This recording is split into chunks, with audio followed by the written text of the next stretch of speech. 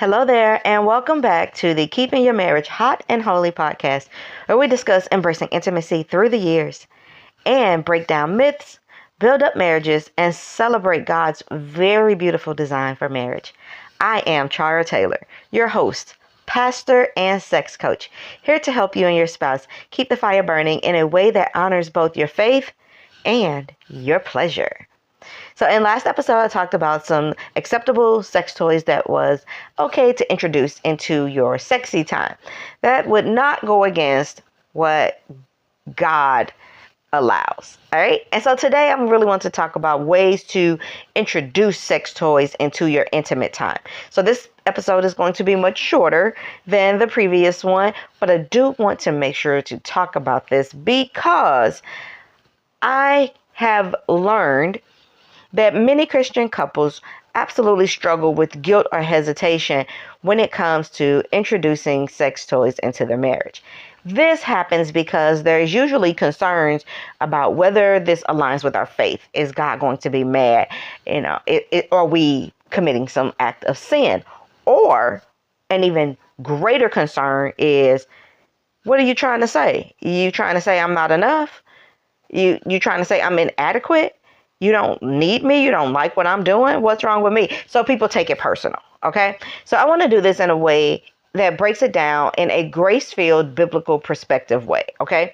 Want to shed some light on this. How to introduce it without guilt or shame. The very first thing that I want to suggest and or recommend is prayer. Pray about it and discuss it together. I realize that not all marriages are in a place where you can do this successfully on your own.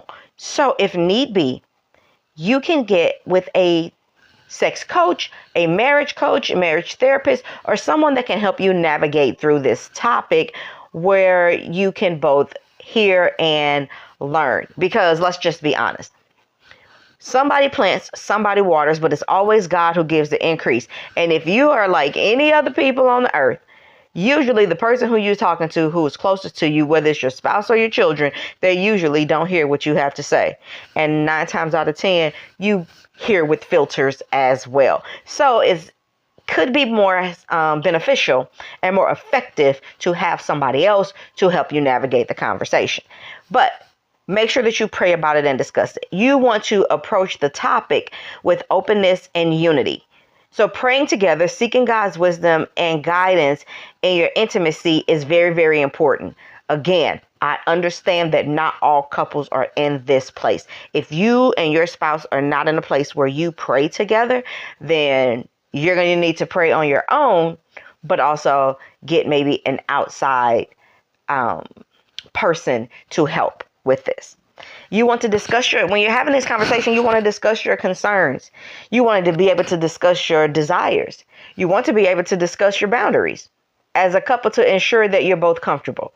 And it's key that you listen to learn and not listen to respond, because when we're having these conversations, everybody doesn't know how to have a conversation using I statements, and sometimes the conversation comes off as pointing fingers or directing blame. And then when that happens, then defense walls go up and nobody is hearing anything. So you want to be able to listen to learn and understand the other person's needs, the other person's concerns, their desires, and their boundaries without letting your mind create scenarios that are not even true or that are there. Okay. Another thing that you want to be able to do when it comes to introducing sex toys without guilt or shame is to reframe the purpose. So rather than seeing sex toys as a replacement or a sign of inadequacy, view them as enhancements to the pleasure that God designed for marriage.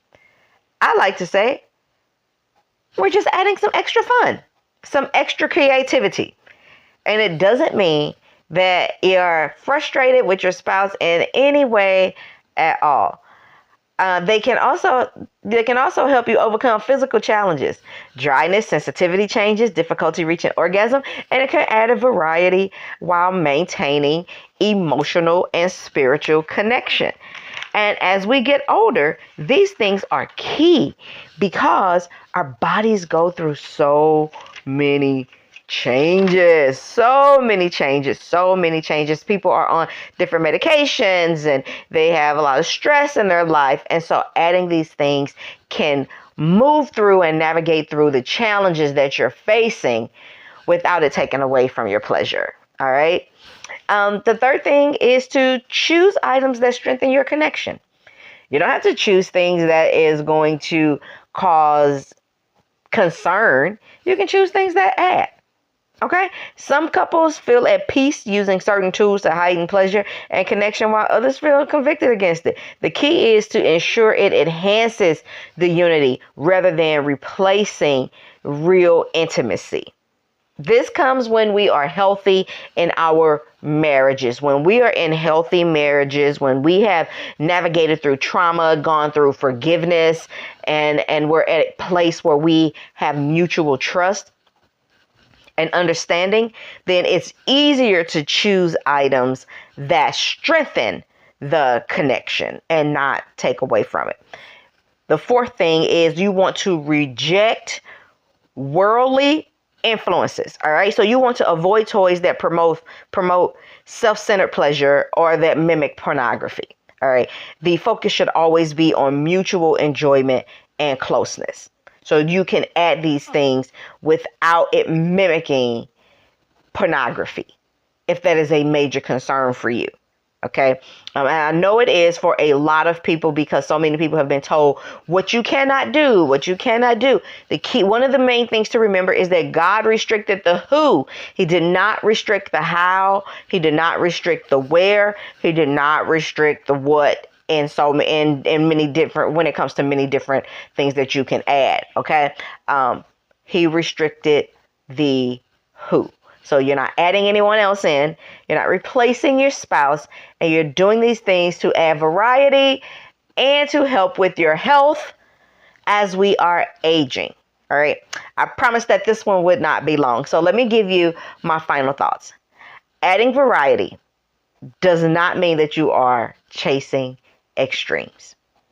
It means you are embracing creativity, connection, and the joy of discovering each other over and over again.